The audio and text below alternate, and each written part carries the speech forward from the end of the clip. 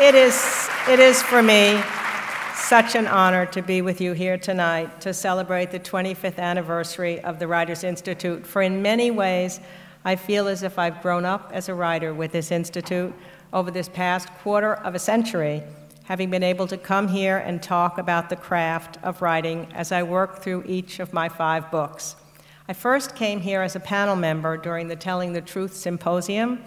One of the themes of that discussion centered on how biographers manage or somehow can figure out how to manage a distance, even as they grow close to their subjects over the years.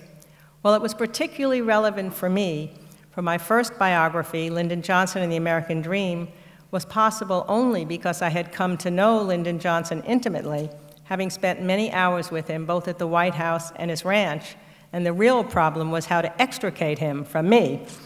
Our relationship began when I was a 24-year-old White House intern. Now, it used to be a badge of honor to say you were a White House intern. It's gotten a little more complicated in recent days. The truth was, I was a White House fellow, a fabulous program. Colin Powell was a White House fellow, Wesley Clark. We had a big dance at the White House the night we were selected. President Johnson did dance with me, not that peculiar. There were only 3 women out of the 16 White House fellows. But as he twirled me around the dance floor, he whispered that he wanted me to be assigned directly to him in the White House. But it was not to be that simple, for in the months leading up to my selection, like many young people, I'd been active in the anti-Vietnam War movement and had written an article against LBJ, which unfortunately came out in the New Republic several days after the dance in the White House. And the theme of the article was how to remove Lyndon Johnson from power. So I was certain that he would kick me out of the program, but instead, surprisingly, he said, oh, bring her down here for a year, and if I can't win her over, no one can. So I ended up eventually working for him in the White House and then accompanying him to his ranch to help him on his memoirs those last years of his life, never fully understanding why he had chosen me to spend so many hours with. I like to believe it was because I was a good listener, and he was a great storyteller, fabulous, colorful, anecdotal stories. There was a problem with these stories I later discovered, which is that half of them weren't true, but they were great nonetheless. So I think that part of his attraction for me was that I loved listening to his tall tales. But what we talked about at that panel that day was how do you figure out fact versus fiction? For example, one day when I was swimming with him in his pool at the ranch, which he had outfitted so that he could work at every moment, so floating rafts would come by with floating memo pads, floating sandwiches. You couldn't swim in the pool, but he wanted no exercise anyway.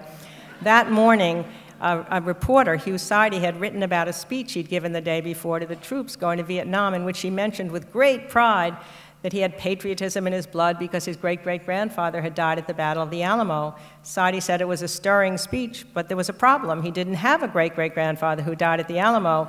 So I turned to him and I said, how can you say that? And he said, oh, these journalists are such sticklers for detail. So I came to understand that maybe even understanding his yearnings about what he wished were true, having such a great-great-grandfather, was even as important as the facts of what was true or not true. But I also worried in those early days that part of his attraction for me was that I was then a young woman, and he had somewhat of a minor league womanizing reputation. So I was constantly chattering to him about steady boyfriends, even when I had none at all. Everything working perfectly until one day he said he wanted to discuss our relationship, which sounded rather ominous, especially when he took me nearby to the lake, conveniently called Lake Lyndon Johnson.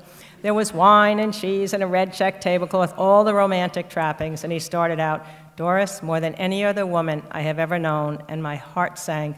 And then he said, you remind me of my mother.